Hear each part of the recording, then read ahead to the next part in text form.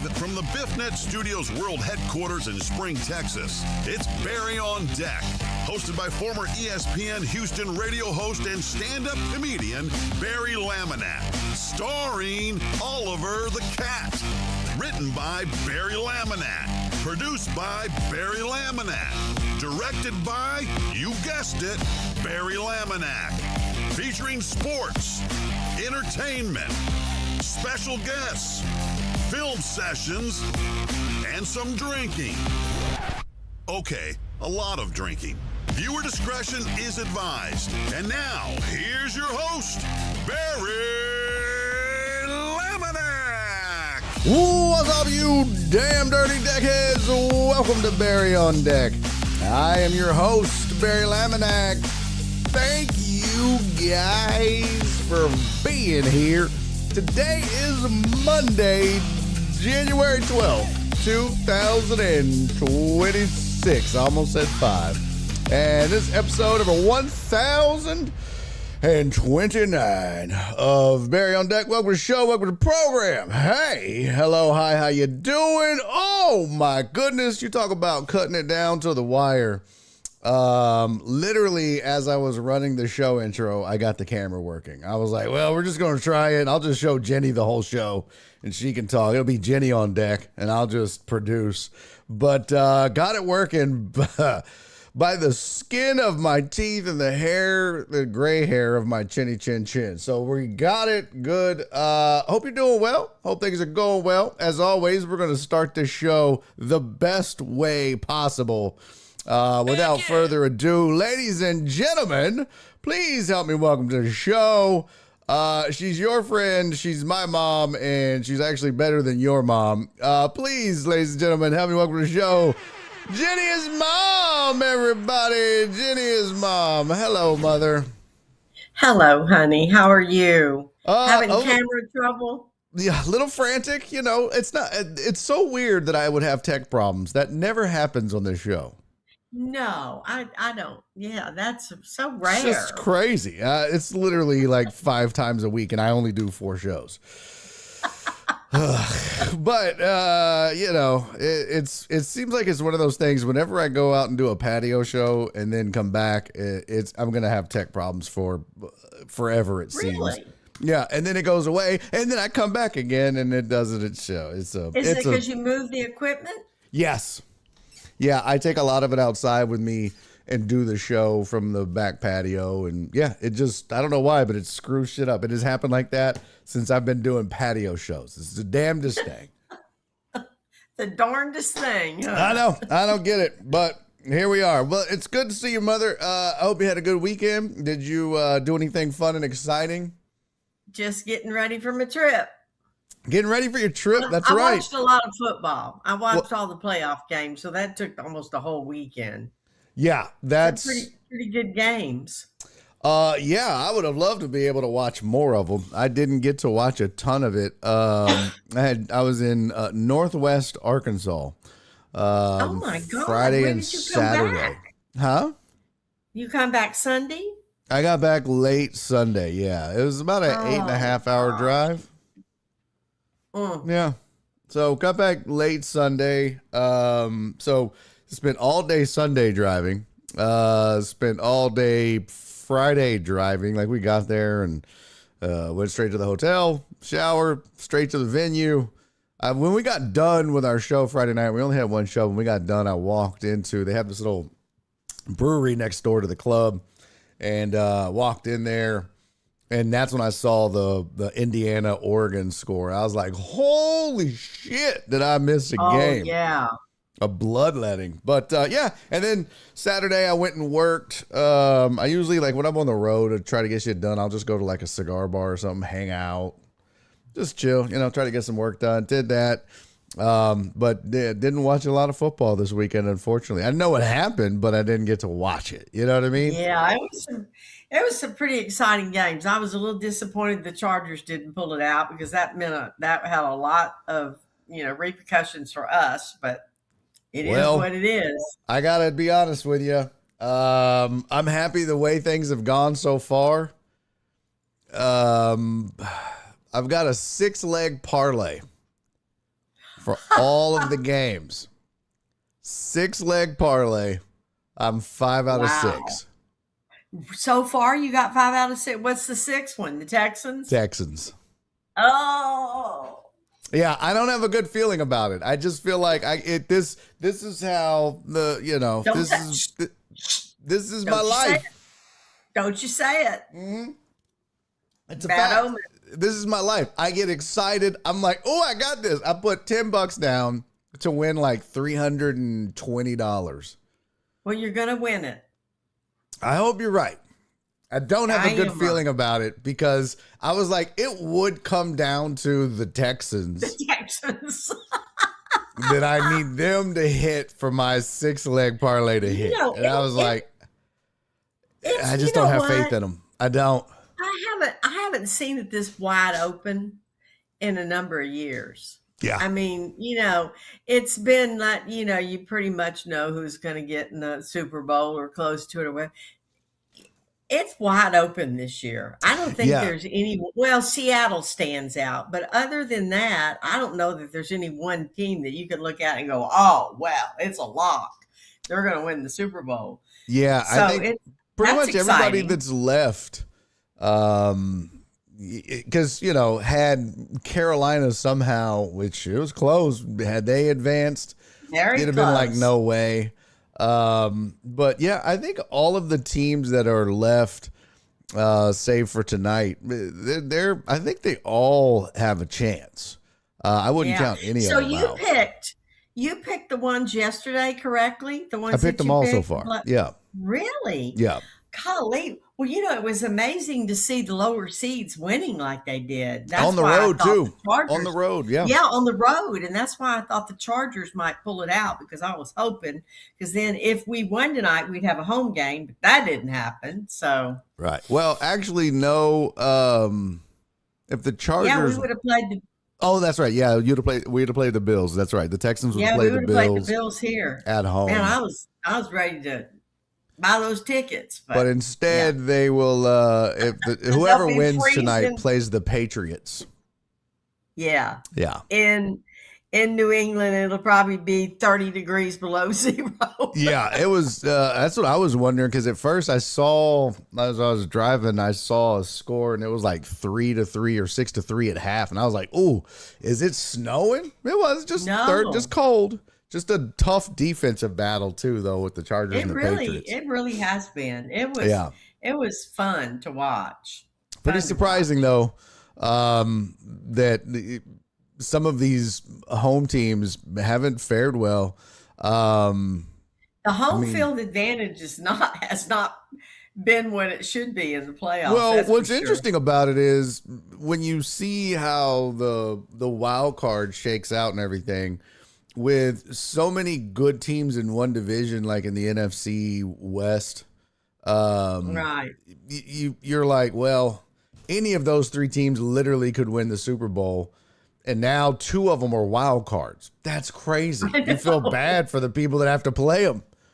I know. I mean, look, the fact that the Jags were close to being the number 1 seed, but then instead they had to play Buffalo. That's not fun. That's, you would be like, you would think that a team like the Patriots or the Jags would get a team like the Steelers who just barely make it in. So Texans that 5 spot is really the ideal spot if you don't win your division. Perfect. I tell you what, of all of the teams in the first round to play outside of the Panthers, I'd want to play the Steelers. Oh yeah. If I'm any of these teams, Absolutely. So yeah, it's shaping up to be pretty interesting. You know what, Mary? The Steelers have it coming. They've been our nemesis for years and years and years. Back to, what was it, 79 or 80 with the Mike Renfro catch, no catch in the back of the end zone. I still remember. That's one of my first sports memories ever. And it's been torment and hell ever since. And he clearly had both feet in bounds. It was in the northeast corner of that stadium, which, by the way, I heard on the radio today, and I didn't know this. They tore down Three River Stadium, and then they built stadium right where it was. And so, wouldn't it be great I think I heard somebody on the radio say, wouldn't it be great if we beat them by Nico Collins' catch in the corner? And this time they said it was good. Well, they'd have to now. You got instant replay. You You got got review. rinse and replay. That was Oh, one that of the was so big sad. catalysts for replay. Is that play? When did let's see. When did instant replay start in the NFL? I think I've looked this up before. It was 1986 Yep. was when they started using it, but it was shortly after that, I think, that they started considering I think replay, they 'cause it was felt just- like they had to. yeah, I You mean, know, just egregious and how bad they missed it. Oh, it was awful. They were going through some of the history of the Oilers and Pittsburgh. I can't remember where I read it, but anyway, they were talking about the pep rally in the stadium when they lost and they came home. And I thought, I was there. Yeah. Me and Glenda Jones, we left your dad at home and her husband and everybody. We got in the car and went down to the Astrodome. And they brought him in on a bus, and Pastorini and some of the guys came in on motorcycles. That's crazy. And the place went out. I've never seen anything. I have net to this day ever seen anything like And that. they lost. They lost. Yeah.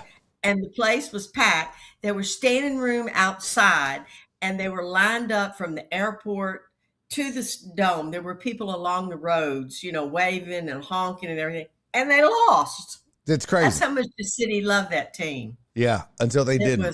Until they didn't. I still remember. Yeah, until they left. Yeah. But I still remember that. And we sang that damn Oiler fight song over and over and over. That until Love those You Blue guys fight came song. in. Yeah. Remember that? They've Anyway. got, I mean, look, the Steelers aren't going to be an easy out, but as far No. as the teams in the AFC that are, they're definitely. Well, don't underestimate Aaron Rodgers either. He may be retiring, but he can still throw that ball a long way, Yeah. pretty accurately. I mean, I'm not. That's. It sounds terrible, but I'm not that worried about Aaron Rodgers, and the reason is the Texans can get after you on the pass rush, and he is immobile now. He used to be. You had to worry about Aaron because he could run. He really can't run anymore. So he's become a pocket passer, which he's still. Don't get me wrong, he's still dangerous, but there's a lot of other quarterbacks in the playoffs that I would be more concerned about than Aaron Rodgers, and They do give him a pretty good pocket to throw from, though. I mean, they are the Steelers. So. Let's see. Where does he rank amongst quarterbacks? Let's see. Not postseason. Maybe 8th, 9th. Regular like that. season, passing yards. Rodgers was 15th with 3,300 yards. He had 24 touchdowns, only 7 interceptions. But 24 touchdowns isn't even that great. That's 13th.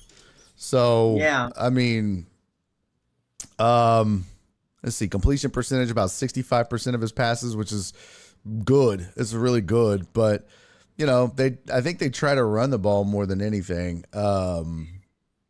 We better be he's worried older. about I mean, why. that's just the thing, So, well, we'll see. I think the whole key is really how good the Texans offense can be. They've got a. That's what I was going to say. We need to be worried about Watt for sure. And Yeah, their, but they're rushers. Yeah, I think it's really more about just can they look. The bottom line is this team can't go down and kick field goals.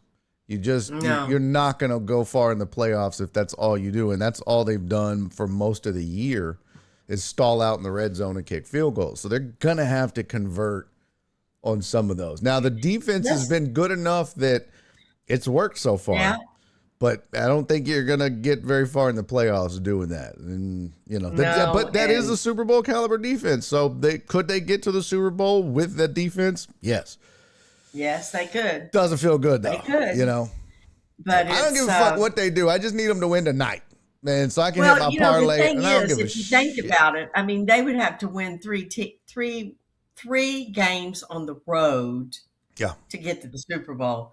That's pretty tough for anybody.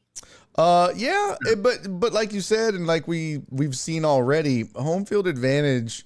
It's not the big deal. Yeah, if you're a good team, and I mean these guys are used to playing on the road, and Yeah, I don't know. That's not as concerning as just the consistency of the offense and what the game plan is from an offensive perspective. Defensively, you know they're going to be ready.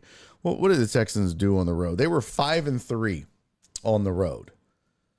Oh, that's not too bad. No, 5-3 on the road, and let's see, the first 2 games of the season, 2 out of the first 3 games of the season were on the road. On the road that they lost, and that was the Jags and the Rams. Yeah. And they lost to the Rams 14-9, the Jags 17-10. So none of them were blowouts. You know what I mean? So, yeah, they lost to the Seahawks on the road. They lost to Broncos, and that's understandable. Home.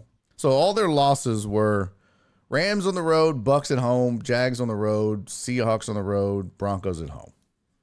And the Broncos game was the one C.J. Stroud went out in. So, yeah, I mean, they've got they've got a couple of decent road wins. Lately. Lately, yeah. Yeah, well, we'll see. I don't know. I haven't even looked at the odds yet or anything like that, but I think the Texans were favored by, what was it, 3? Something like that? 2.5? Yeah, that 3? wouldn't surprise me. I want to say it was 3.5, something like that.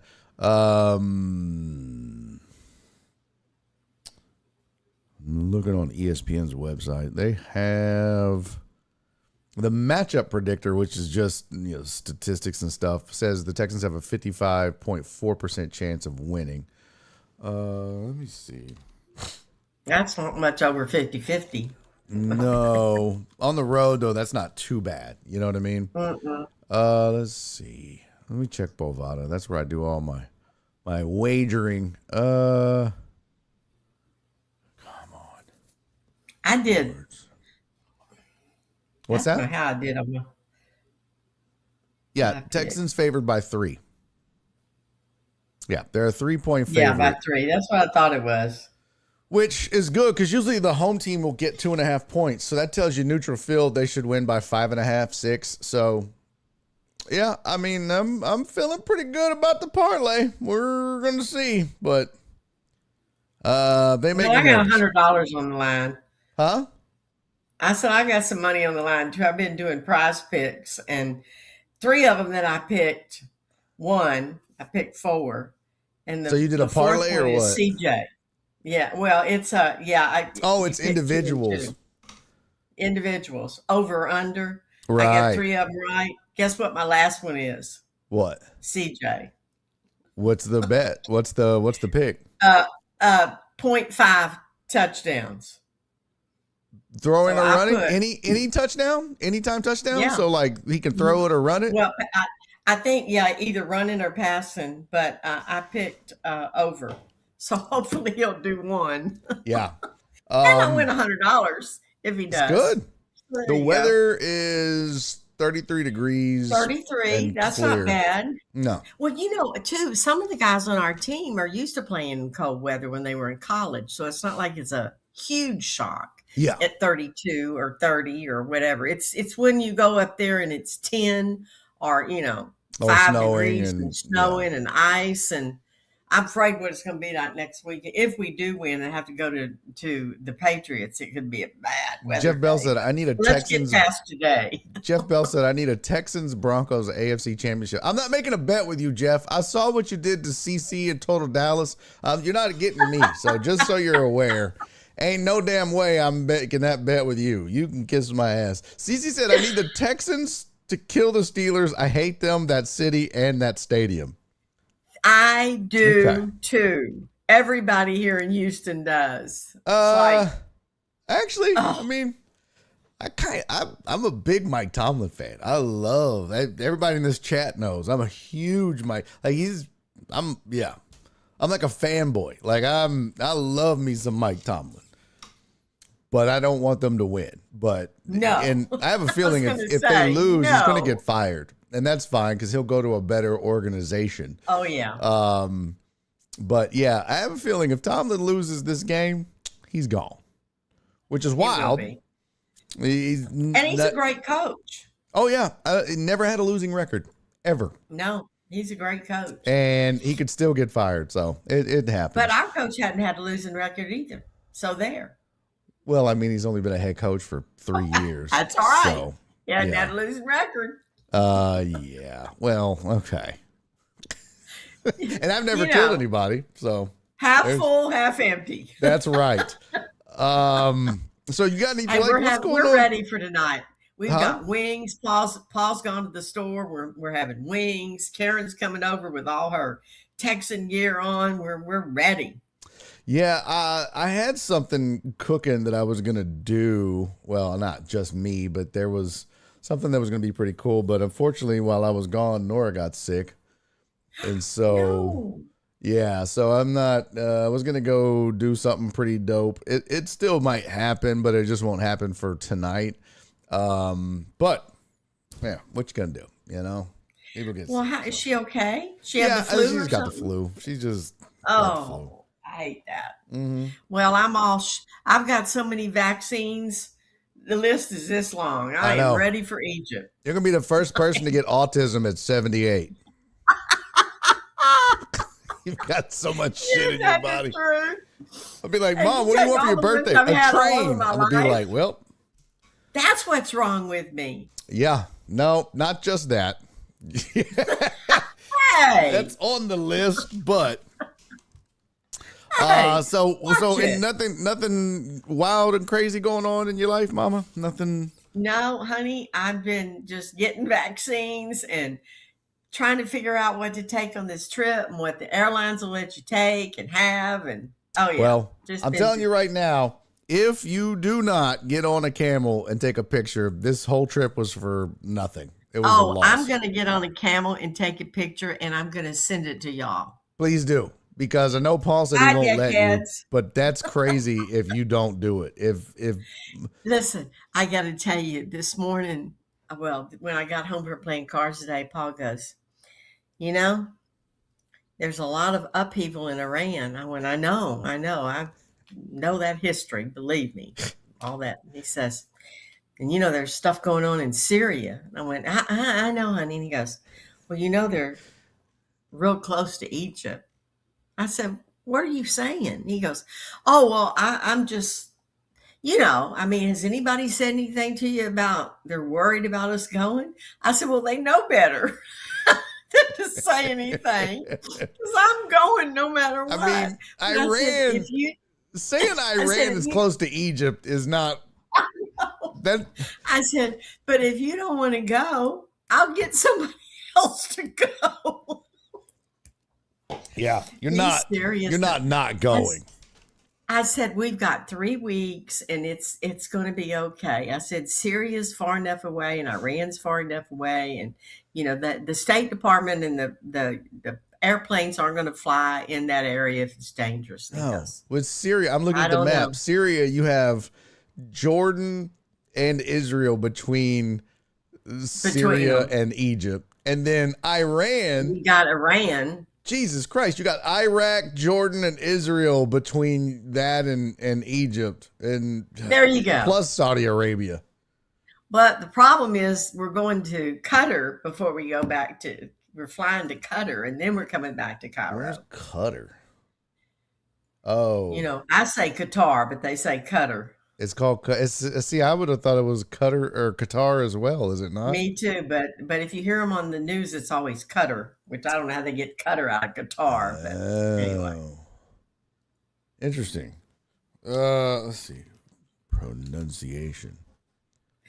And this says Qatar. Besides, huh? Yeah, this says Qatar. It really? Yeah. Well, that's how I say it. They say Qatar, I say Qatar. Potato. Who knows? But the other thing, AI says, yes, Qatar is often pronounced like the English word Qatar, though the native Arabic pronunciation is closer to Qatar. There you go. See?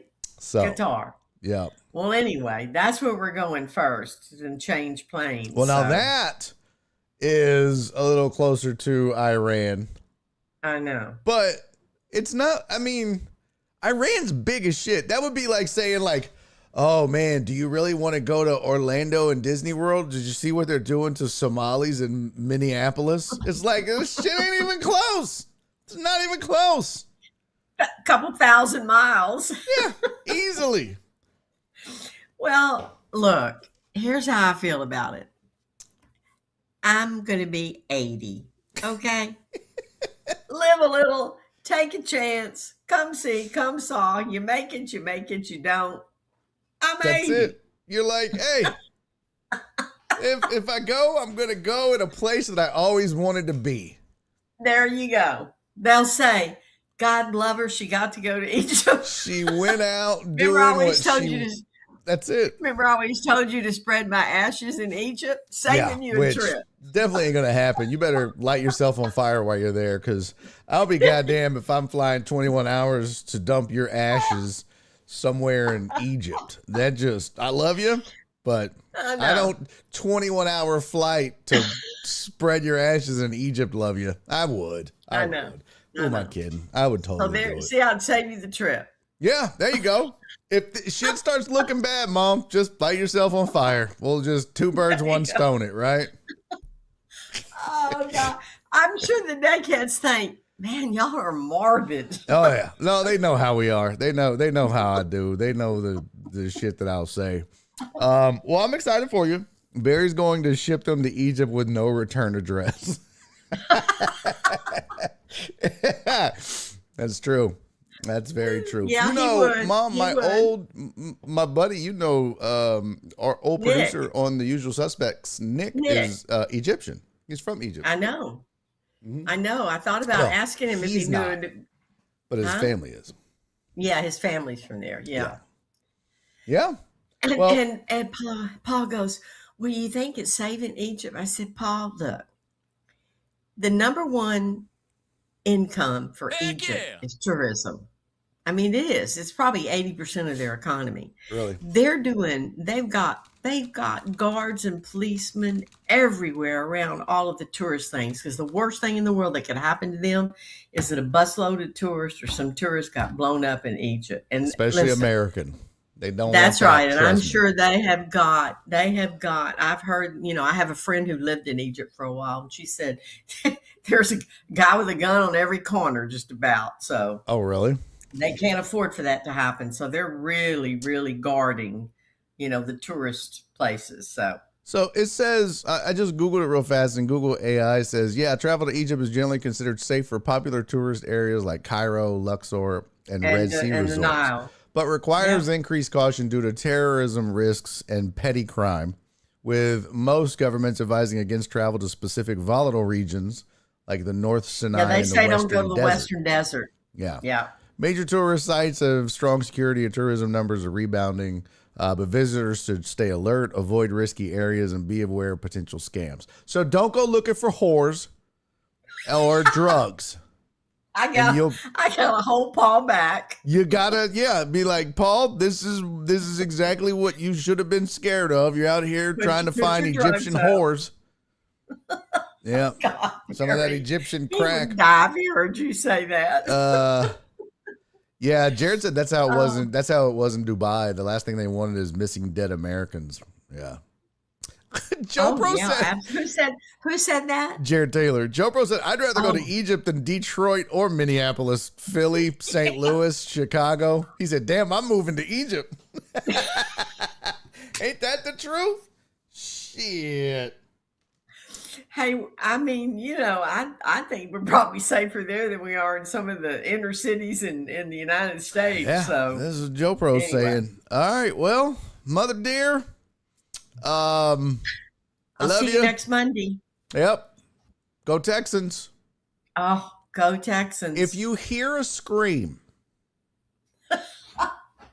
a faint yet distinct and familiar scream, just know they probably lost, and it's me because of this fucking parlay. They're not going to lose. Well, You're going to win your money. I'm hoping you're right. I you really am. You want to bet a little of it?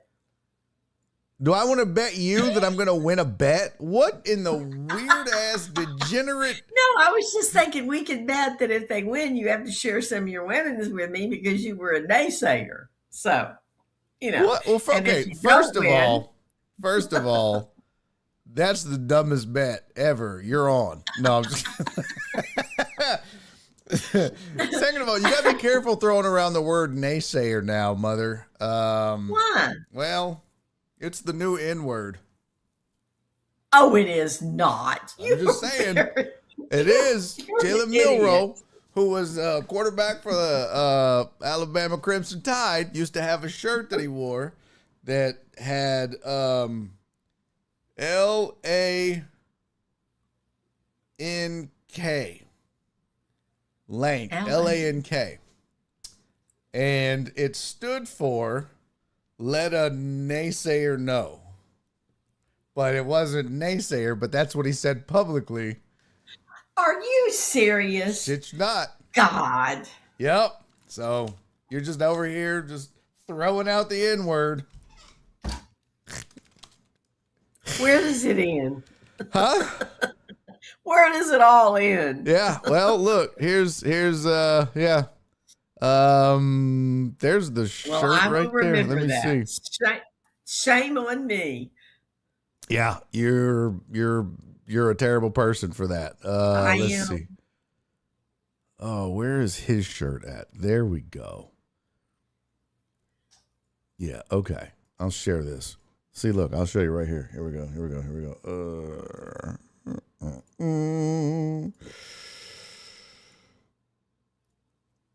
See that?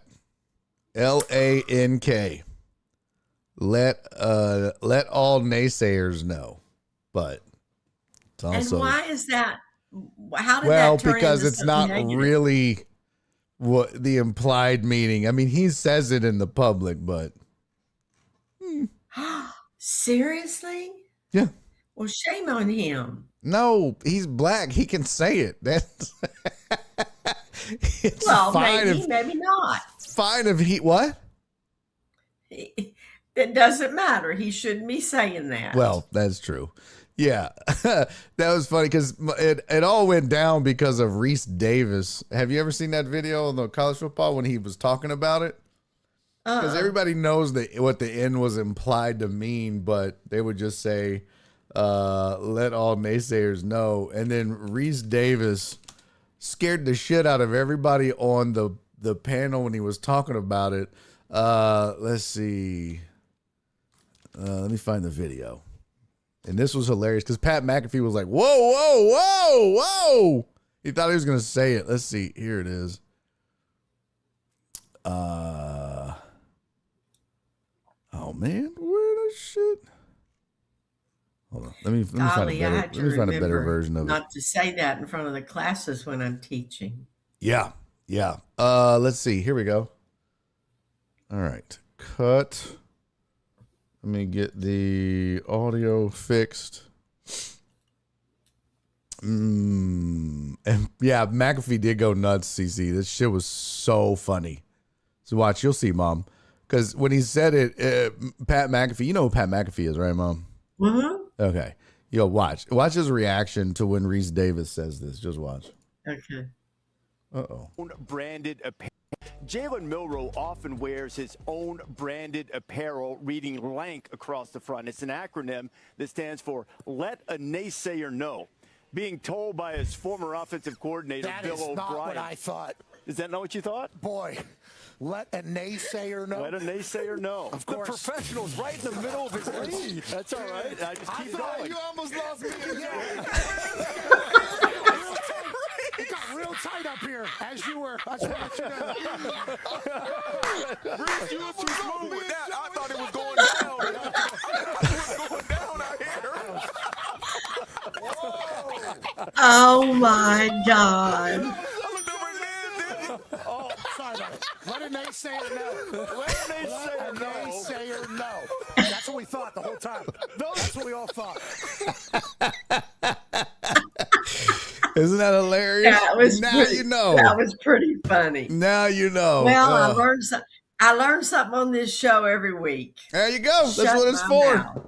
All right, That's Mother, right. I love you. Thank you so much Love for you doing the too. show.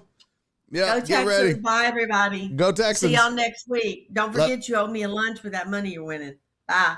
the hell? Get out of here. Scram, beat it, kid. That's crazy talk.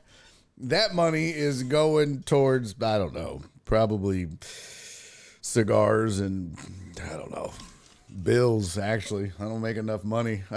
Mom's motioning drink, too. Yeah, whiskey and cigars.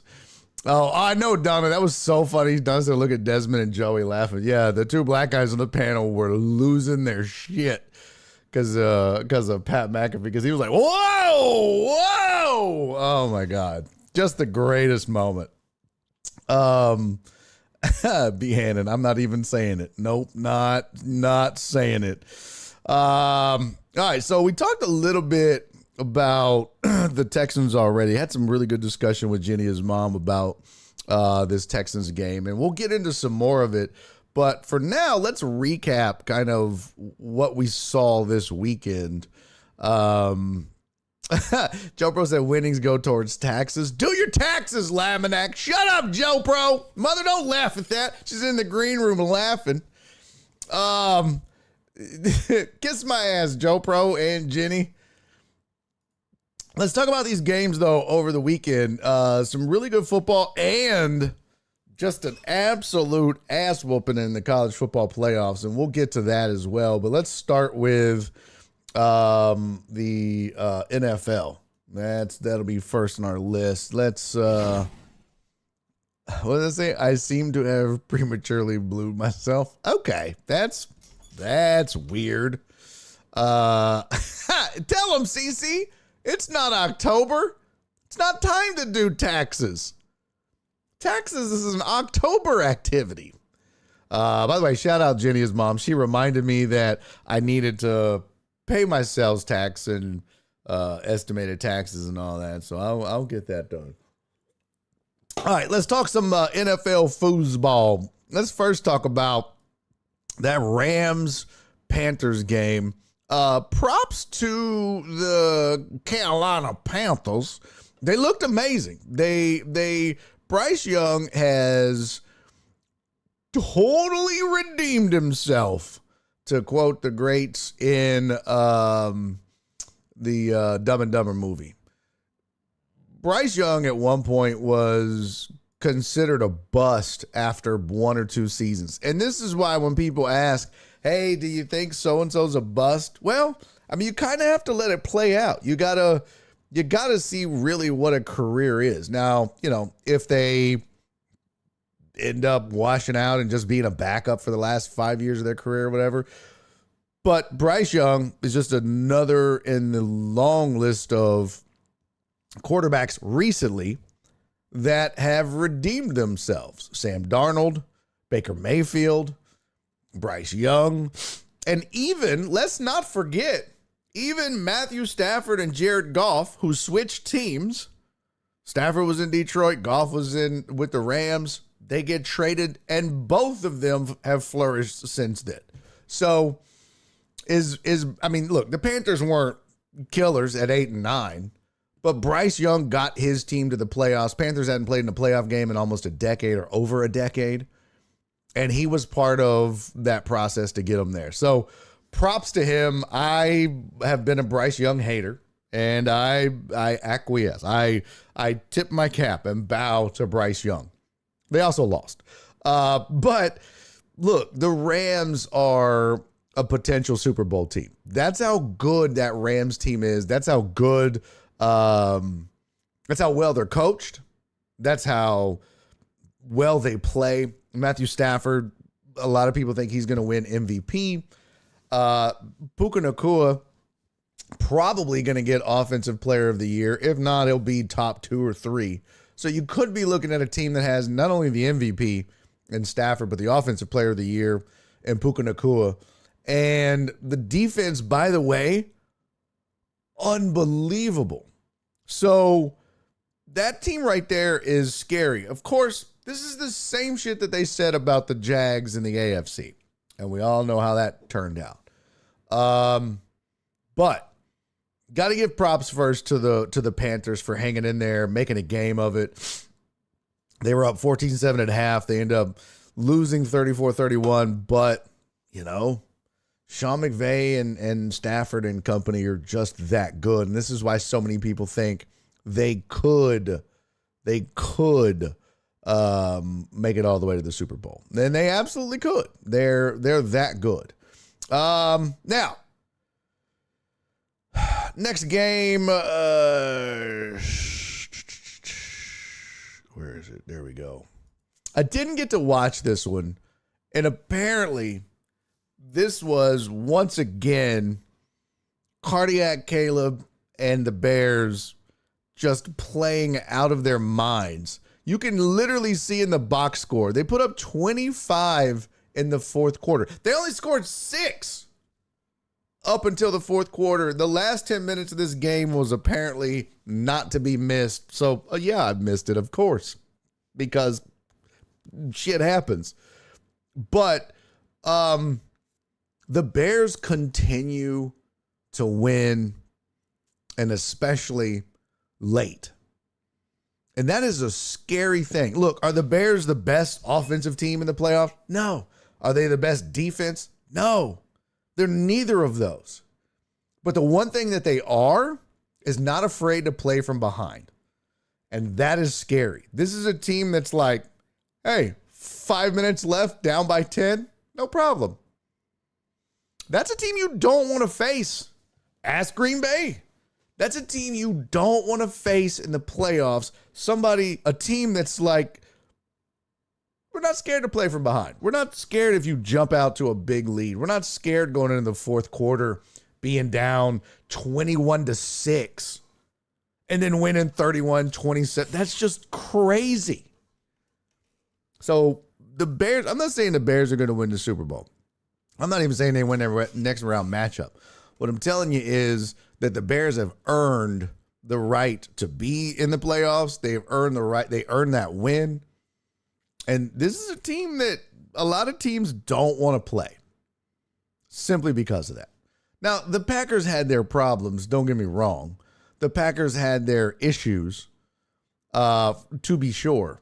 And the Packers were not one of the better teams in the playoffs. But a lot of people love Jordan Love and Matt LaFleur. And quite frankly, they probably should have won that game. If their defense does, any kind of decent job in the fourth quarter, the Packers would be moving on and not the Bears.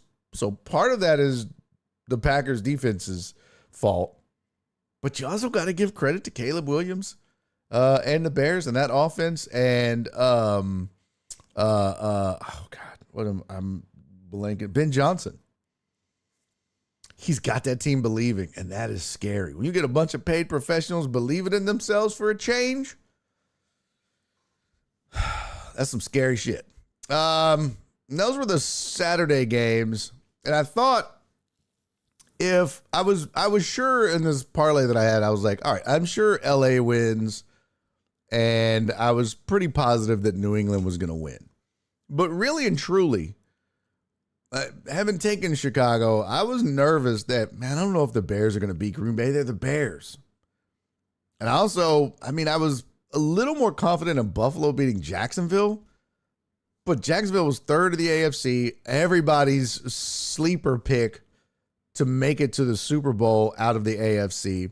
So to pick the Bills over them was also scary. San Fran, Philly, was San Fran with all of their injuries and everything, but I just feel like Philly was playing a bit erratic down the stretch. And then I felt comfortable New England would beat the Chargers, but Justin Herbert is one of the better quarterbacks in the playoffs, so that made me nervous as well. But all's well that ends well so far. That Buffalo-Jacksonville game, you kind of felt like going into this, listen, this is Buffalo's best opportunity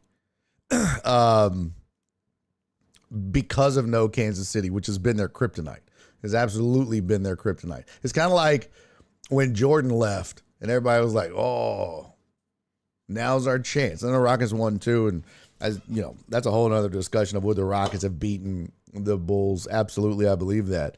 But when shit like this happens, when Brady left the Patriots and went to the Bucks, AFC was like, sweet, we have a chance now. So same kind of thing. Chiefs have a down year, and Buffalo of all teams has to be like, this is what we've been waiting on. So they really need to cash in. And Buffalo is still good. They have been a very quiet 12-5. I mean, Jacksonville was making noise all the way down the stretch at 13-4, but Buffalo has been a very quiet 12-5. And if you go and look at team regular season, it's a team that put up 376 yards in offense, but let's look at scoring. Offensively, the Bills were 4th, but nobody talks about them. I mean, we talked about the Lions. You heard a ton about the Jags and the Seahawks and the Rams and even the Bears to a degree. But obviously, everybody talked about the job that Kyle Shanahan has done in San Francisco with all the injuries. But nobody has been talking about the Bills. They have been quietly just plodding along. And so it's like what JennyIsMom said earlier. There's no team in these playoffs that you look at, maybe again outside of the Panthers, and go, they don't have a shot. And then lo and behold, the Panthers almost beat the Rams. So this playoffs has a lot of parity. But you can see right there on your screen, Rams number 1 in scoring offense at 30.5. Patriots are 2nd at 28.8. This is regular season. Seahawks were 3rd. Bills were 4th. Detroit was 5th. They didn't make the playoffs. Jags were 6th. Cowboys were 7th. Colts 8. Bears 9. San Fran 10. So your top 4 teams in scoring, all playoff teams, and all putting up 28 a game or more. Defensively is where you start to figure out, okay, who is it that you really need to be concerned with? Well, Texans gave up the second least amount of points at 17.4. Seahawks gave up 17.2. But neither one of those or any of those 4 teams with a great offense as well. Where'd it go? There we go. Denver and New England both giving up 18-3 and 18-8 a game. That goes back to, that was 2 teams. New England was one of the 2 teams. Denver's offense, where was it? I know it was up there. No, damn. Where is the Broncos offense at? There it is. 23.6 a game. So, based on just where they rank offensively and defensively, New England is a scary proposition. Now, Walt had a good point last week. New England never played anybody, didn't beat anybody over 500. But you can see a lot of the top defenses outside of, Seattle. Seattle's, where's their offensive rank? It's up there. Yeah. It was 1, 2, 3, 4, 5, 6, 7, 8th. So that's the concern, and that's why they're a number 1 seed too. But to my point, the Bills defensively giving up 21.5 a game. That's still good. I mean, that's still hovering around the top 10, and the fact that they can put up points like they did, that's why you need to be a little concerned about playing the Bills in the playoffs. Josh Allen is probably the best quarterback in the playoff bracket. So I'm not saying the Bills make it to the Super Bowl, but this obviously is their best shot. And they beat a team that many thought could and might be the Cinderella or sleeper pick to do so. So watch out for the Bills. That's a big win for them. San Fran beating Philly, not a big shock to me. Philly just wasn't impressive down the stretch. They had problems the entire season. They were on again, off again. A.J. Brown shit the bed. I mean, and so many people were roasting his ass on social media. He bitched all year about not getting the ball, and then once he has opportunities in the playoffs, tons of drops. In fact, go to box score, you go look at A.J. Brown, 3 receptions on 7 targets, but some of those were drops, just flat out dropped it. So, not great. Look, the fact that they could put up 140 yards of rushing and the long for Saquon was 29 tells you that they were able to run the ball against San Francisco and against that front seven. But they just weren't able to, get anything going beyond that offensively, especially with your playmaker, one of your playmakers dropping the ball as much as he did. Now, Brock Purdy, that's got to be concerning if you're a Niners fan. 2 interceptions. I didn't see them, so I don't know if one was maybe a tip ball at the end or what. But just looking at that line, 2-2's got to scare you a little as you advance to the next round. So I don't know what the interceptions were. I guess I could look it up. Let's see. Key plays. No, we don't want scoring plays. Here we go. Touchdown. Interception. Short left intermediate pass. Okay, that was one. Yeah, so it doesn't look like it was anything at the end of the game, but that's got to be a concern. So, but the Niners are good. I just don't think they're good enough to beat Seattle in these playoffs, at least. New England beat Los Angeles. Kind of expected that. New England's just not a sexy team. They just win, and they just keep winning. Chargers have been such a disappointment, I think. They're 11-6, but really underwhelming. Defense was phenomenal all year, but for the most part, that team should be better than 11-6 with the talent that they have. But Patriots just keep rolling. And finally, now they can shut Walt up at least for a weekend. Patriots get a win over a competitive football team and did it convincingly. A defense is probably going to be what carries the Patriots as far as they go. So let me see. The play calling was extra vanilla for the Philadelphia Eagles, says Potch. Yeah, see, that's the only thing that sucks about not getting to watch is I don't get the nuance of each game. Like, I don't know what the situation was around the 2 interceptions for Purdy. I didn't get to see the play calling. But yeah. Oh, Perry Pew Pew's got a good point. He said, if KC's the Bills' kryptonite, what's the Texans to them? Well, that's a good point. The Bills do struggle against the Texans. But look, the playoffs are a completely different animal. Completely. So, but you're right. You're right. They have struggled against them. What up, D Moore? Tuning back in from Maryland, pulling for the Texans up here in Steelers country. Hell yes. My man. By the way, let me say thank you real quick. While JennyIsMom was on, we had a few folks resubscribe that I didn't say thank you to. So, Terrence, thank you for resubscribing for 33 months. Much appreciated, sir. Potch, thank you for resubscribing. 47 months.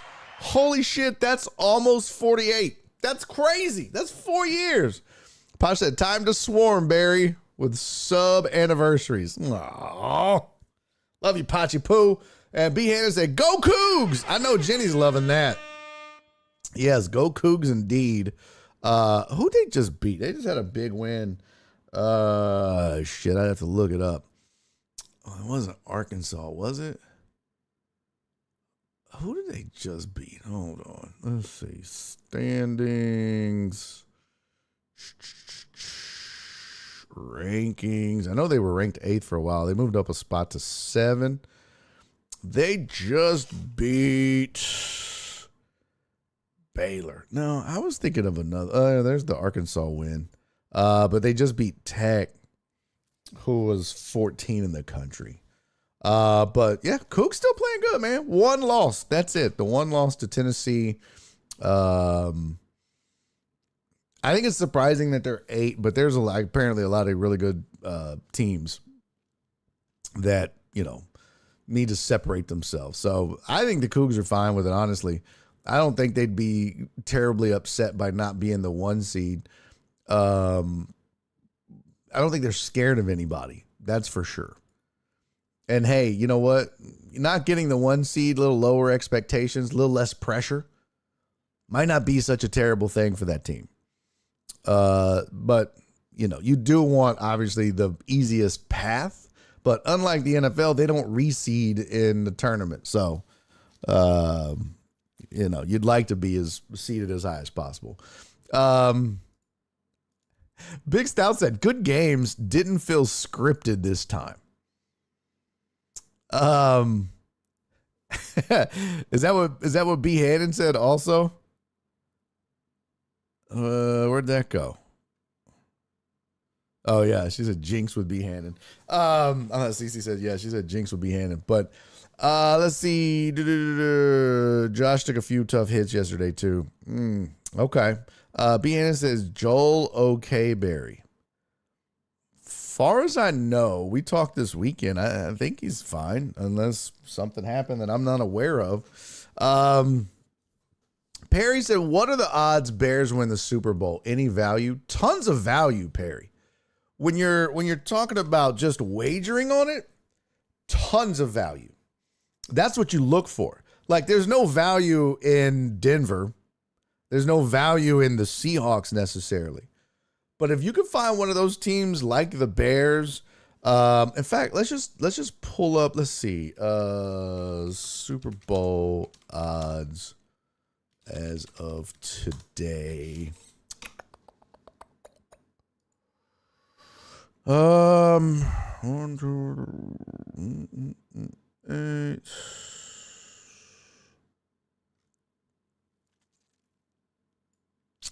So FanDuel, this is as of, I don't know how current this is. This has to be, yeah, because these are the teams that have advanced so far or had a bye. Seattle, the Rams, Bills, Patriots, Broncos, Bears. So 1, 2, 3, 4, 5. Okay. So here is your current odds. Where the hell did it go? There we go. There we go. This is your current odds. So Seattle has the best odds at 280. Rams are second at plus 320. Bills are third.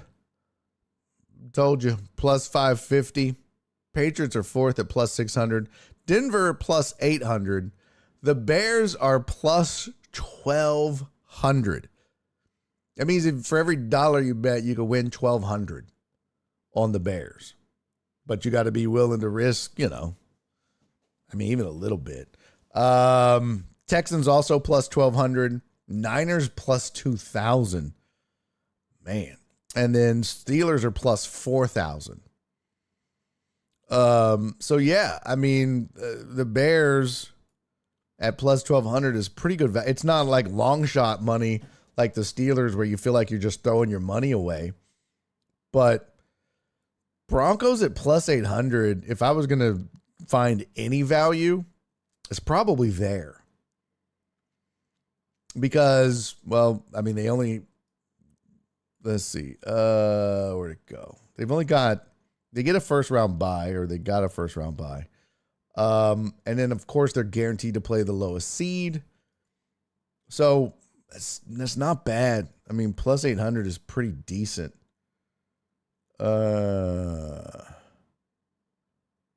Yeah, and they're playing Buffalo. And then Seattle is playing San Francisco. So that's why their odds are better. Chicago playing the Rams. That's what makes it tough, is Chicago playing the Rams, but they are at home. I think of all of this though, Perry,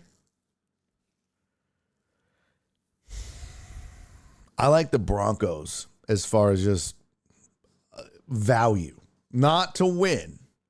That's a difference, and that's what you said. Is there any value? And I think so. I think those two are probably the best value. The Texans, I fear their offense, but the Bears aren't good at anything. So they just get it done. I mean, I shouldn't say they're not good. They're not dominant at any one thing. They're good at everything, but they're not dominant. Like Denver's defense is dominant. Texans defense is dominant. Rams offense is dominant, right? Seattle's dominant on both sides of the ball, or can be. Bills have the best quarterback in the playoffs. So all reasons to be like, okay. But the Bears are just good at everything and not scared to play from behind. But yeah, I would throw a little scratch on Chicago, even if you're just looking for something to root for.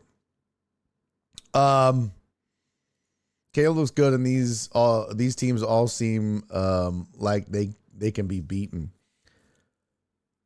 I agree with the first part. I don't know about the second part. Some of these teams are that good. You know what I mean? Like some of them,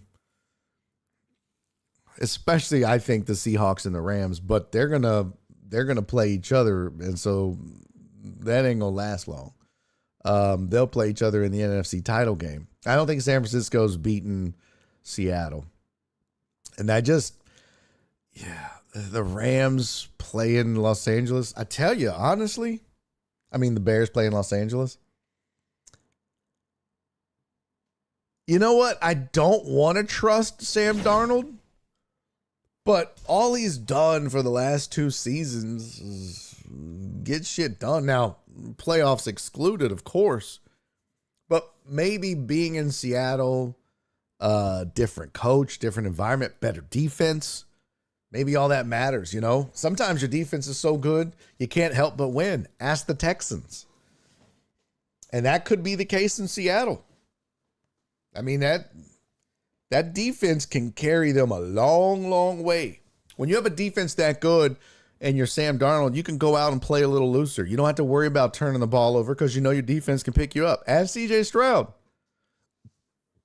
They're not that team and the Texans for sure. Those are 2 teams that they're not concerned. I mean, obviously you want to control the ball and not turn it over. But when it happens, you're like, I feel good we'll get a stop.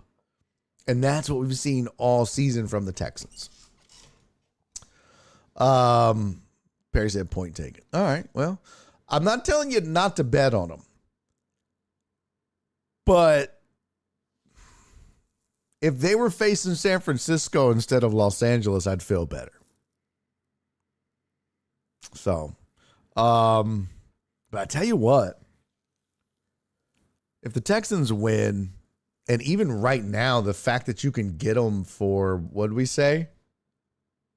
Plus 1,200? Man, I might have to go put a few bucks on the Texans right now. That's crazy. Let's see. I like that. Actually, I do like that. Let's just see. Spurts. And we shall go NFL. So let's see Super Bowl odds. So we need futures. Sports. Show all. Parlay booster. No, thank you. There we go. We'll try football.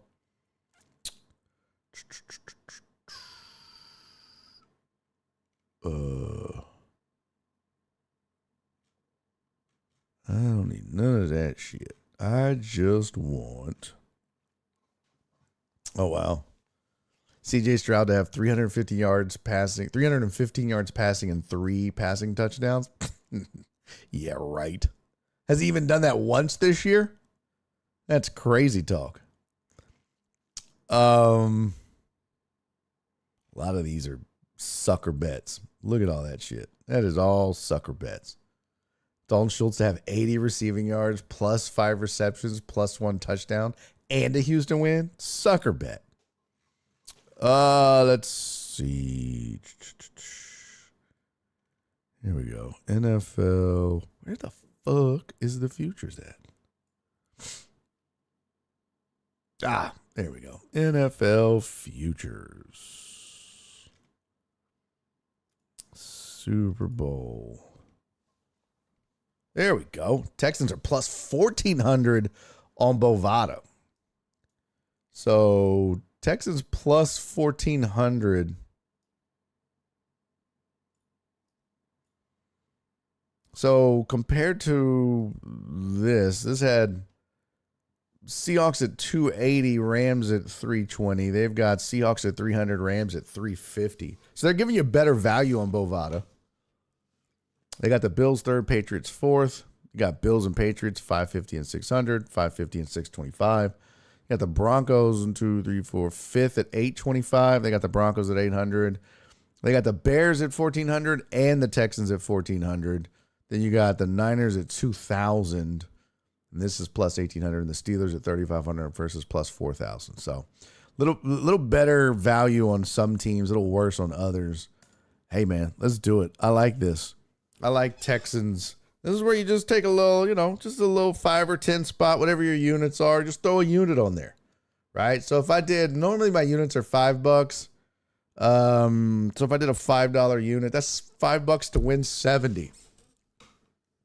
Not too shabby, right? Remember I was telling you $1 that'll win you $14. What did I say? 14? Yeah, that was stupid. Not 1,400. $1 will win you 14. 100 will win you 1,400. I don't know why the hell I was saying that backwards. There you go. See, and that's what they want you to do. They want you to bet 100 to win 1,400. I ain't doing that, but I'll do 5. Let's place that bet. But they got to win it, which probably not. But that's why you just look for a little value. So place the bet. Done. All right. I got my Super Bowl bet in on the Texans. But realistically, I mean, hell, even just betting the Rams, if you bet a $5 unit, you win $17.50. Not bad. Not bad at all. And the fact that they get to play Chicago next while San Francisco has to play Seattle means the Rams are probably playing in the NFC title game. At least against Seattle. You know what? Fuck it. I'm placing that bet too. Now I got one each. Although, is that the best value? From Seattle's plus 300. Rams at plus 350. To win it. I like that. Yeah, I like that. All right, I'm going to place that one. Place. And done. So I'll make a little money if either one of those hit, even if the Rams, it's only 17 and I'm betting 10, so I would only make 750. But as long as you ain't losing, you winning. If you ain't losing, you winning. Ivan, thank you for resubscribing.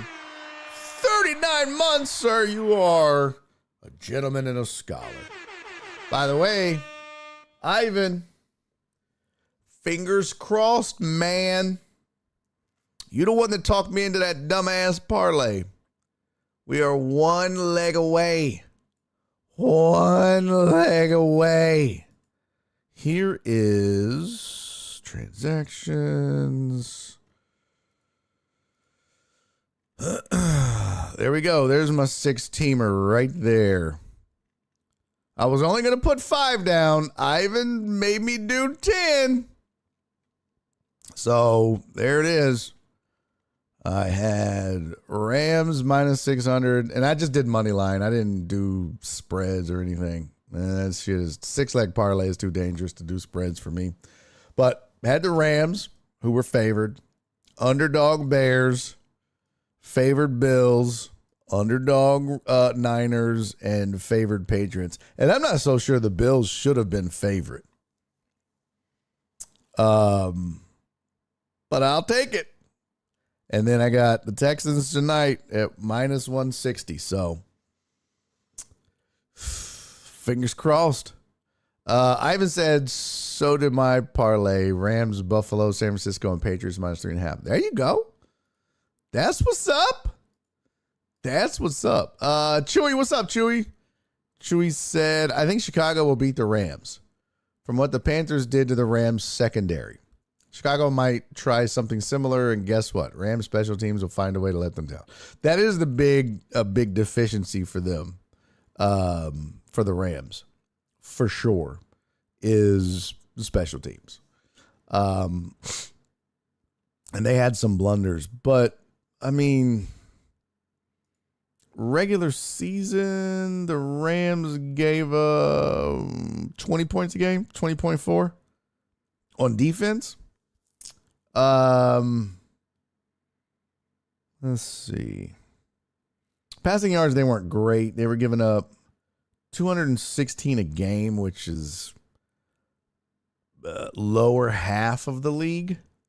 2, 3, 4, 5, 6, 7, 8, 9, 10, 11, 12, 13. 14th worst. So right in the middle. Right in the second third. Bottom of the second third.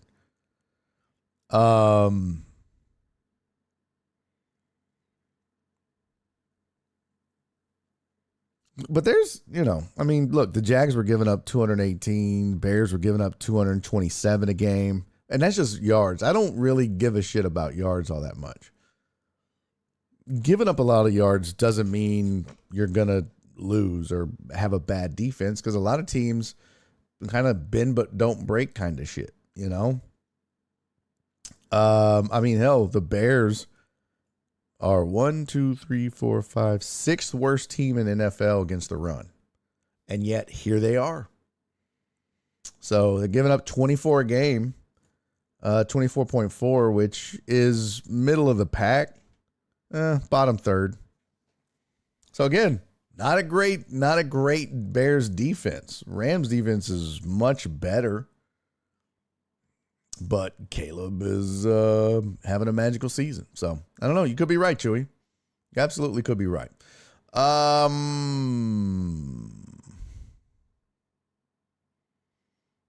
Let's see. Why do I feel like Jeff Bell has some of Queen Bee Spice's money on the Broncos at plus 800? He said, I do. I don't blame you. I would too, man. Broncos have a damn good chance. Damn good chance. That's good value. But, being the Texans, I'll take a little extra for the hometown team.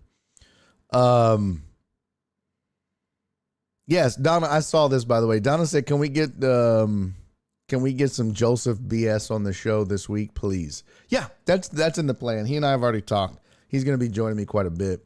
We just didn't do it today because JennyIsMom joins me. So, yeah, for sure. Oh, that's what you meant, because his Packers lost. Is Joel okay? At first I was like, yeah, why wouldn't he be? Yeah, that's right. Yeah, Packers got their ass whooped. I know he was venting on social media. We'll get his thoughts on it tomorrow. For sure. All right, let's see. 4:38. Let me take a pause for the calls real quick. I want to go check on the wifey and P. Pew pew. No, Pack, no. All right, I'm gonna just a real quick one, and then when I get back, we'll talk some college football, because holy shit, I'm actually pretty excited about this college football national championship, mainly because it doesn't include Ohio State, Michigan, Alabama, Clemson, Georgia, Texas. I'm here for it. I'm here for it. So, holy shit, we got a show so long we need a break. Damn fine Monday, deckheads. Yeah. All right, I'm gonna go check on Nora, go pee, and then I will be right back. So you guys don't go anywhere.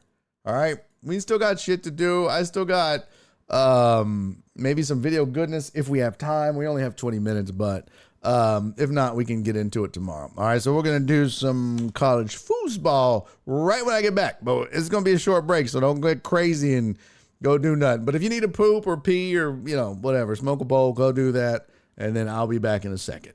Don't go nowhere. This is Barry on Deck. I'm your host, Barry Laminack. See you in a second.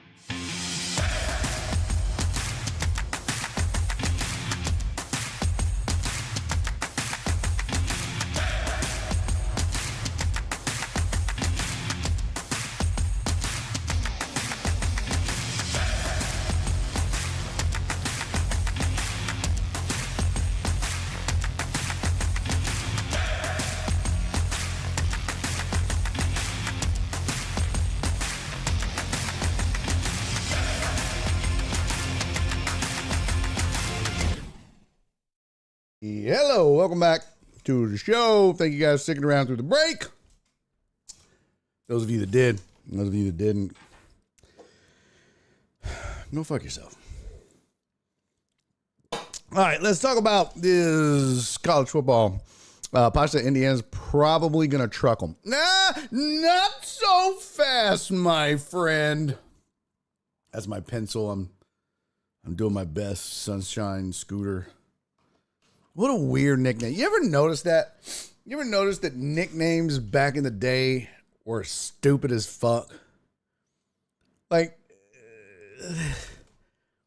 they just had stupid ass nicknames. Oh, you know, like Sunshine Scooter? What? What? Yeah, Booger? Who? What? Let's see. Worst nicknames in sports history. And a lot of them are like old, I bet. He hate me. That's not a real. Butterbean, Booger, Big Baby. Big Country. He did look country as fuck though.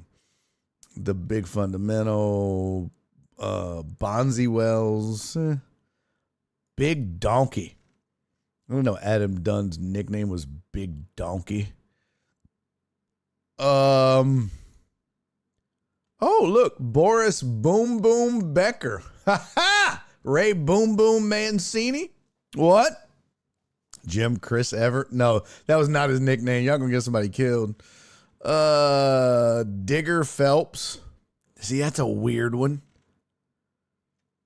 Eldon Campbell was known as Easy Ed. That's weird. Flipper Anderson. Oh, yes.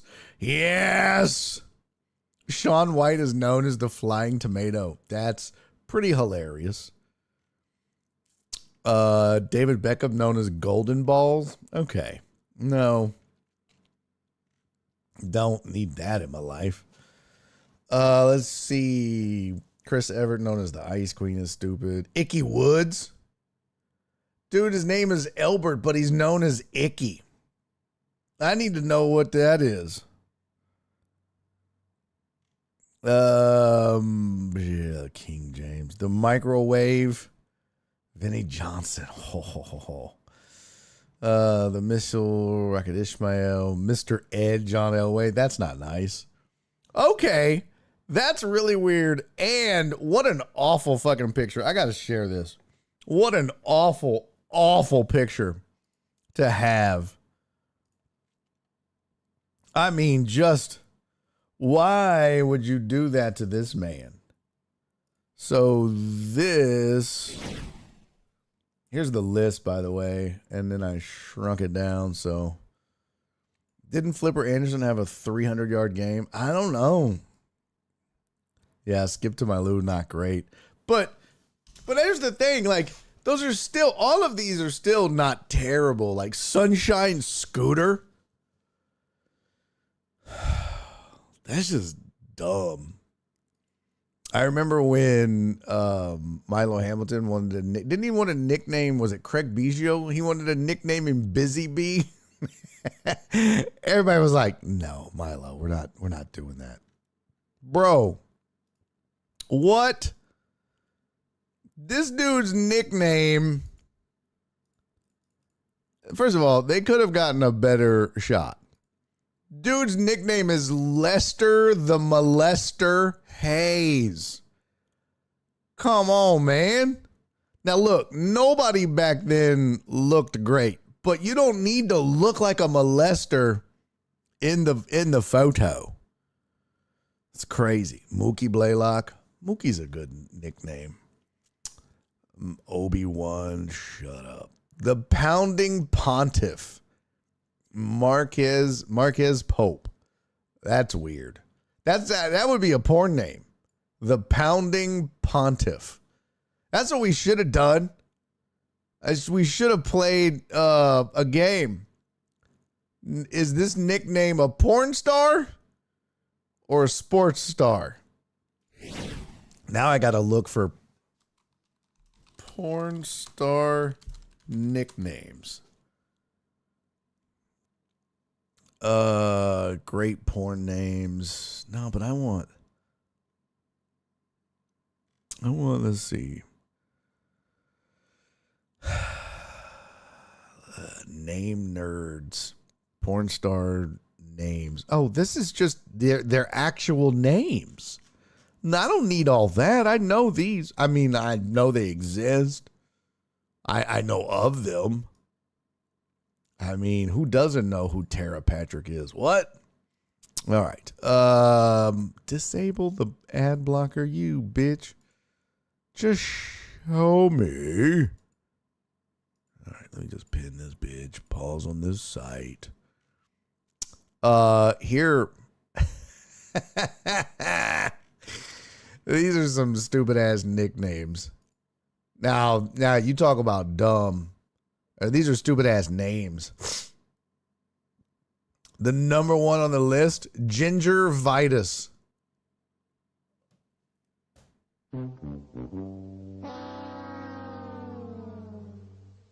Ginger Vitus? Are you fucking serious? That's what... You better have really good teeth. That's all I'm saying. Number 2 on the list, Rocky Balboner. He's ripped too. Number 3, Tom Wanks. Get it? This chick's name is Kelly Lingus. Okay. That's a little too on the nose there. Oh, here's one. Her name is Fanny Deep. What? Fanny Deep. Is this the only industry where they do that? It's gotta be. Number 6 is John Cusack. Not Cusack. Get it? It's gotta be gay porn because I don't recognize him. I mean, 7 on the list, Anita Softwood. Really? Wouldn't you want to do the opposite? Anita Hardwood. Number 8 is Clint Taurus. Get it? Clint? Oris? Clintoris? Get it? Do you get it? Number 9, Lucy Lips. That's gross. Number 10 is Bill Clinton. Okay. More gay porn stuff. Oh my God. Number 11 is actually pretty funny and gross. That's really gross. Hilarious. She's kind of hot too. Teen Laquifa. Come on. Is that real? Is that real? I've got to Google that. I've got to Google, is this a real porn star? I'm sorry. Lord, please forgive my browser history for this. Teen Laquifa? There's no way. No way. Teen Laquifa, that's from, looks like Family Guy. Yeah, okay. This is not a real chick. You fucking assholes. Bend over. Tammy Salami. What the fuck? Cherry Poppins. Okay. Jack Reacher. Okay. Throbbing Hood. Oh my God. Scarlet Flo. Ugh. Disgusting. Lance Thruster. Put your legs down, Lance. That's gross. Oh my God. Vagelina Jolie. Buck Naked. Okay. Anna Lee. Anna Lee, get it? Rod Longstaff. Luke Thighwalker. That just sound like Tyson trying to say it. Michael J. Cox. And it's a chick. Oh, that's Michelle J. Cox. My bad. Justine Beaver. Richard Cheese. Well, that's gross. Woody Johnson with 2 S's.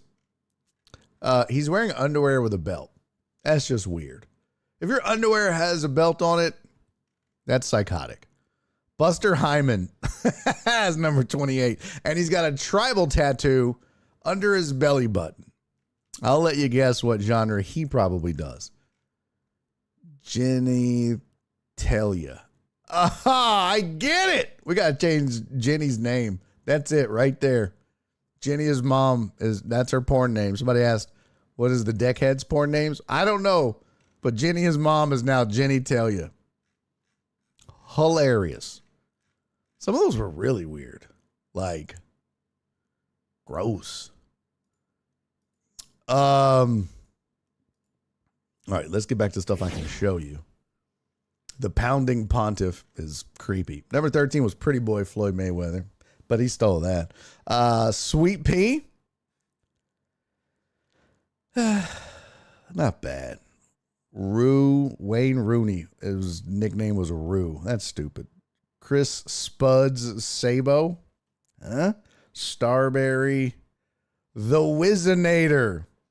Ontario Smith. Oh, he was the one that cheated on his, live in infamy for trying to cheat on a drug test. Had a pretty decent NFL career before his off-field problems became too much.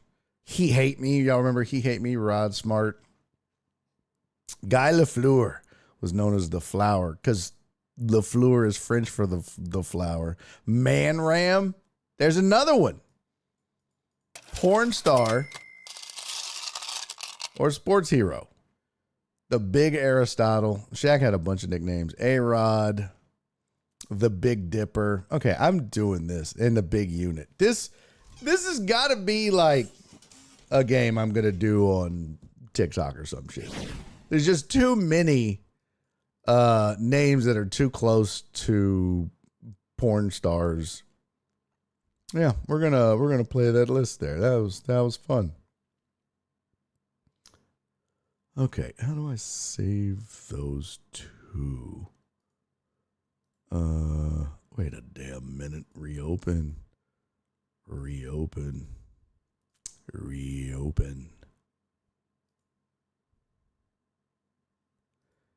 Teen Laquifa was wild. Just wild. Like, crazy wild. Okay. Close that. Where's E-Bombs World? Where did that one go? What the dog do? There we go. All right. I'll save those for later.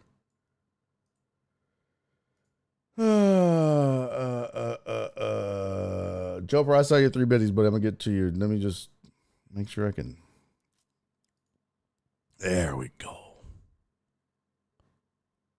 There we go. Let's see. Boom. Boom. All right. Got those bookmarks saved. Didn't Superhead date Bill Maher? No way. Really?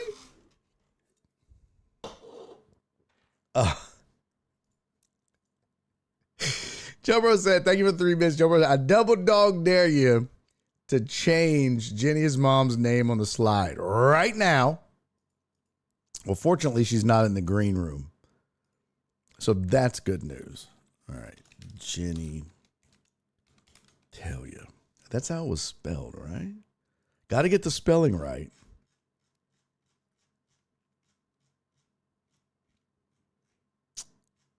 Scarlet Flow and Ali. Where the fuck was it? It was towards the end, right? Yeah, it was the last one. Thalia. Got it. Okay. When she comes back, there it is, Joe Pro. Your double dog dare has been met. Shut up, Perry. It's like you've never seen a show. It's like you've never seen a show. Perry said, my guy said, we got a lot of shit to get to after the break, then proceeds to look up porn names. You know, sometimes you just got to go with the flow. Wasn't that one of the nicknames? Flo something? I don't know. Jenny's going to knife me in my sleep. Yeah, we'll see. Total Dallas said, are comedians allowed to say get it on stage? Yeah. Yes. If you're doing it ironically and sarcastically.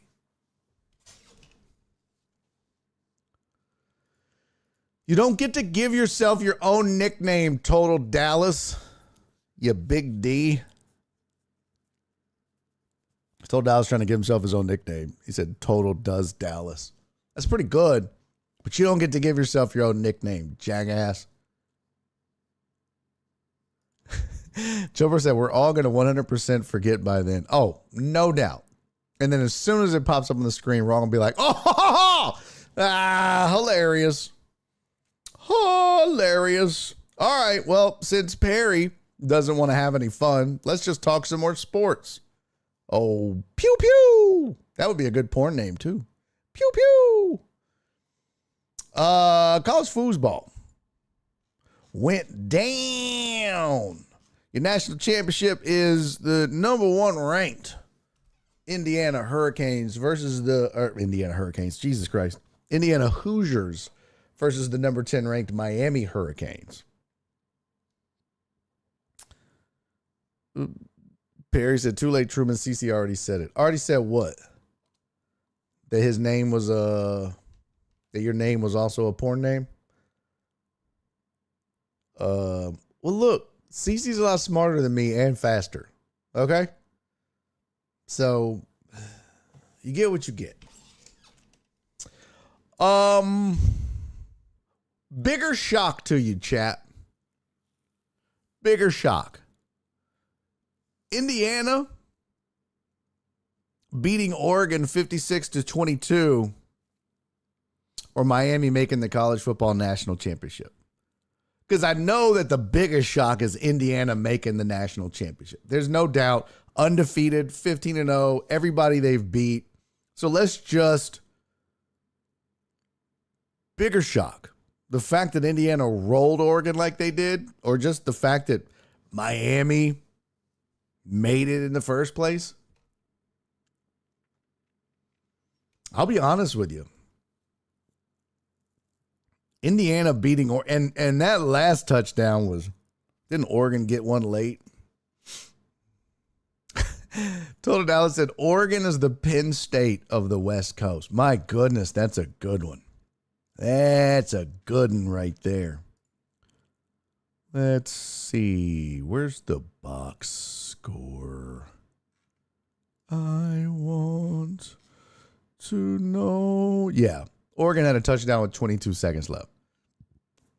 Because it was really 56-15. That was what the score should have been. Should have been. Yeah, Perry said Indiana dragging Oregon. Yeah, I'm with you. I think that's a bigger shock because, honestly, 56-15. 41 points before Oregon scores a really meaningless touchdown just to make it try to look respectable, even though it wasn't. Indiana opens the game with a pick six. All they did was score touchdowns. That's it. Just 8 of them bitches. 2 in the first, 1, 2, 3 in the second. 1 in the third quarter, 2 in the fourth quarter. This is crazy. Crazy. Yeah, B. Hannon said Indiana's a basketball school. I know. And I bet the Hoosiers have scored less than, the basketball team has scored less than 56 points this year at least once. Which you want to bet? You want to bet? I feel like that's a safe bet. Let's see. Teams. ACC, me. That's the only thing I hate about conferences in basketball. Jesus. Slow down. Where's the Big 10? There's the Big 12, Big East, SEC. SWAC, Big Sky, Big 10. There we go. Hoosiers. They're 12-4. Not bad. Are they ranked? Oh, no. Almost. So their no. Their lowest output of the season so far was 64. Yeah. No, 60. 60. They scored 60 against Kentucky. The basketball team scored 60 against Kentucky. And the football team put up 56 against Oregon. Crazy. You're right, Total Dallas. Carson Beck does have a punchable face. He always looks like he's slightly confused or about to fall asleep. Can't knock the results, though. All right. Let's see. You know what? We're going to do this tomorrow. I don't want to rush the discussion. I mean, we do have a long time to talk college foosball. But I will say this. I'm not stunned at the result of Miami Ole Miss. Simply because Miami's defense has looked really good. Carson Beck is not just some rando that, he was highly recruited, played at Georgia. So he understood stress and, playoff football and all that stuff. And not necessarily, I don't think he played. Did he play in Georgia playoffs? Regardless. Kind of been there, done that kind of thing. So I don't think the moment is what I'm trying to say was too big for him. Oh. But for Ole Miss to hang in like they did too. For Ole Miss to hang in like they did was really good.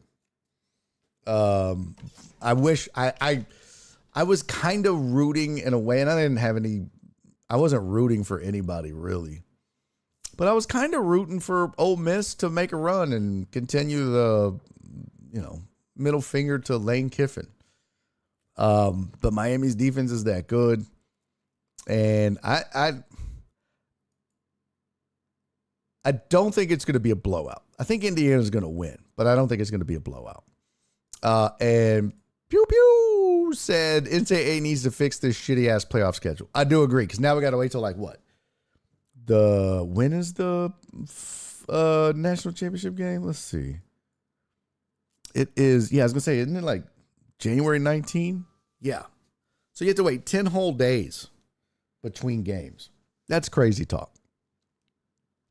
But you know what else they need to fix? And I don't know if this is true or not. I would need to go look. But I saw something on social media, and I'm not saying this is true, so I don't know. But if it is, it's a real problem.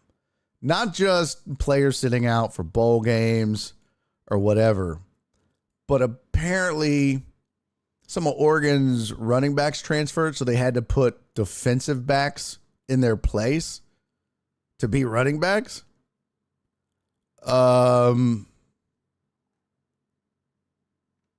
So Noah Whittington led Oregon in rushing with 829 yards. Jordan Davison was second. De'Aaron Hill was third. Let's just check real quick this box score. Let me just see if those names exist. Okay. No Jordan Davison. He didn't get a carry. Their leading rusher on the season, Noah Whittington, didn't get a carry. Their third leading rusher had 75 carries, 656 yards. He had 86 yards of rushing in the game.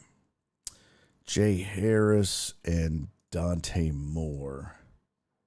Yeah, see, Dante Moore is their QB. Jay Harris, running back. So maybe those other two were just backups, just in case. I don't know. I'll have to look that up. Let's see. Oregon.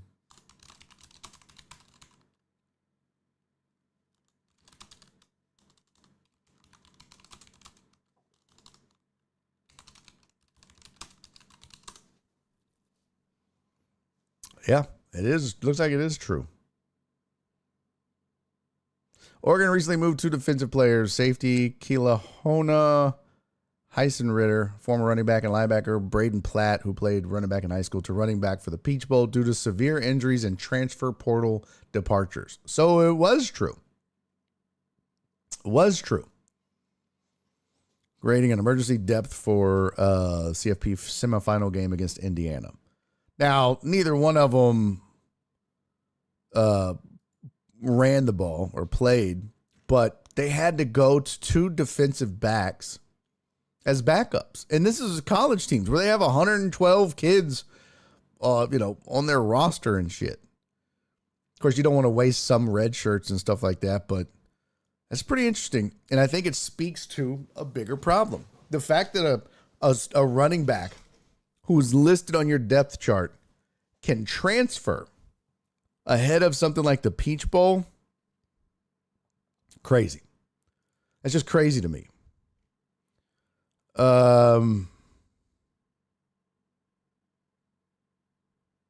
So Noah Whittington was questionable and several teammates are injured or in the transfer portal. I want to know who was in the transfer portal.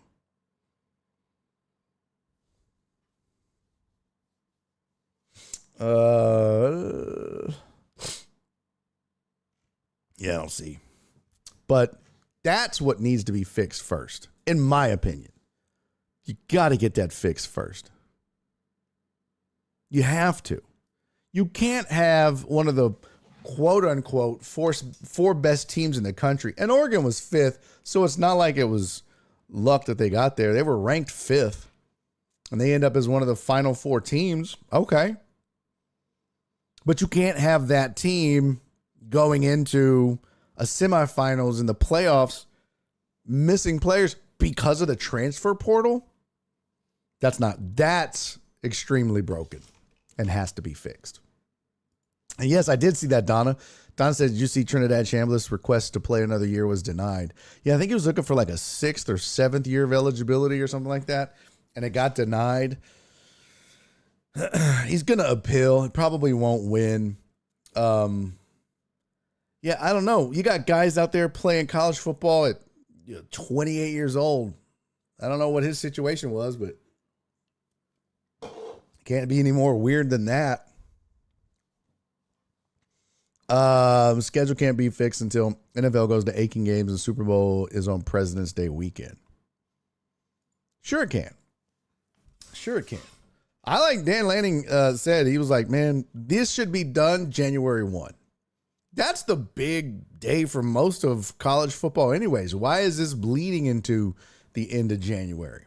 Back the schedule up a little bit.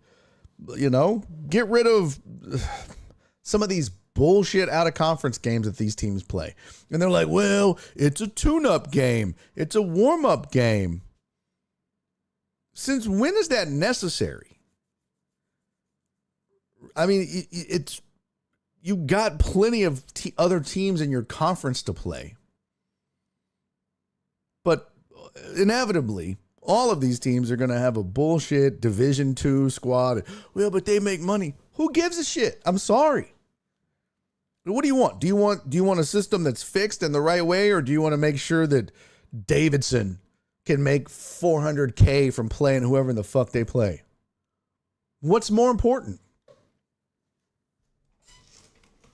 I don't know.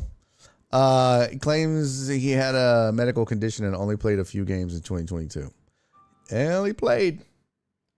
I'm pretty sure that's what they're going to say. But you played.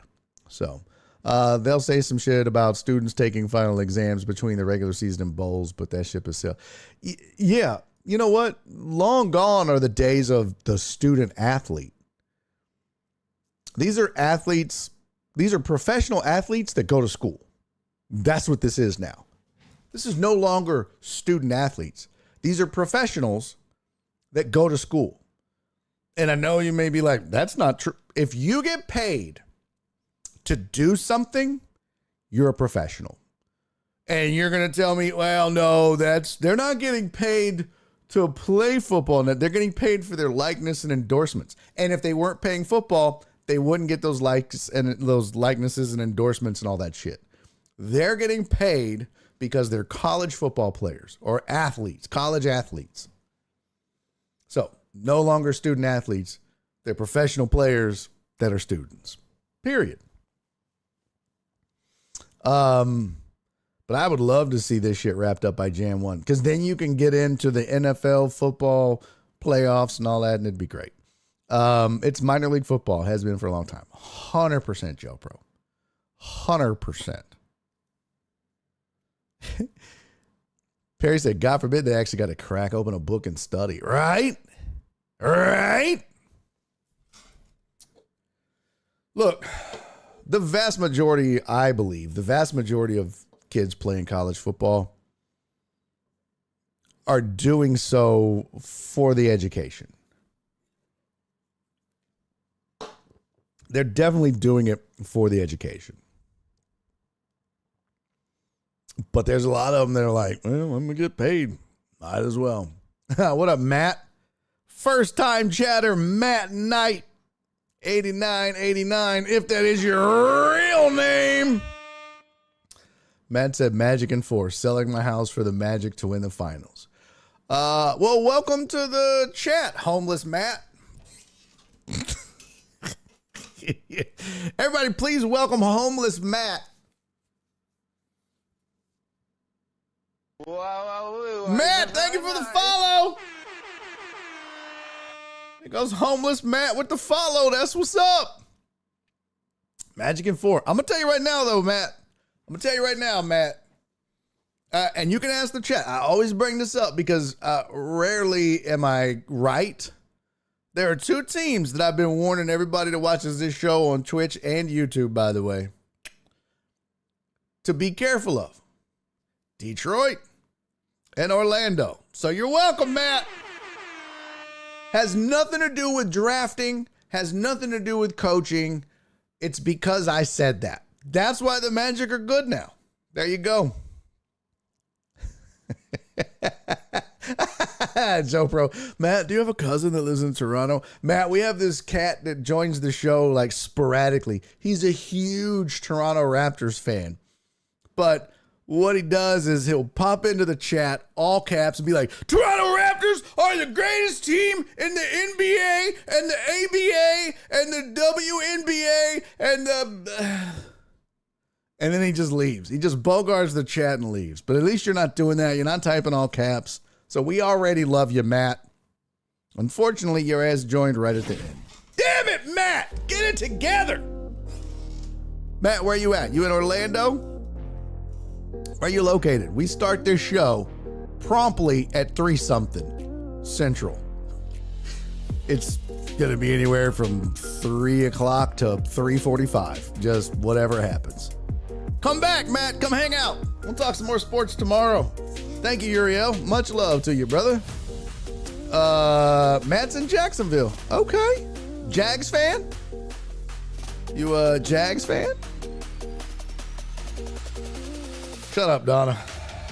I knew you guys were like that. All right, I'll see you guys tomorrow. Thank you, Flip. Much love to you, brother. I'll see y'all tomorrow. Let's do it again. Let's talk. Yep, sadly a Jags fan. Well, you know what? Hell of a season. I'm based in Houston, Texas. I'm a Texans fan, and man, hats off to the Jags. Hell of a season. And really and truly something for that team and that franchise to build on, and I think they will. And if not, at least Trevor Lawrence is dreaming. Right? Okay. Thank you, Joe Pro. Much love to you. Peace out. Pew pew. Much love. John Dorier, thank you, brother. Duval. That's the only thing about the Jags. I think that's why they lost. Their coach is weird.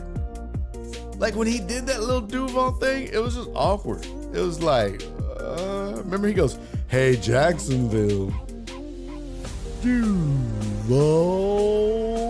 It was like, what the fuck is Howdy Doody doing? That was weird. Other than that, though, he's done a hell of a job.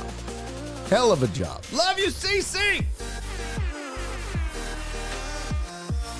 We start in the 3 o'clock hour. Yes, there you go. There you go.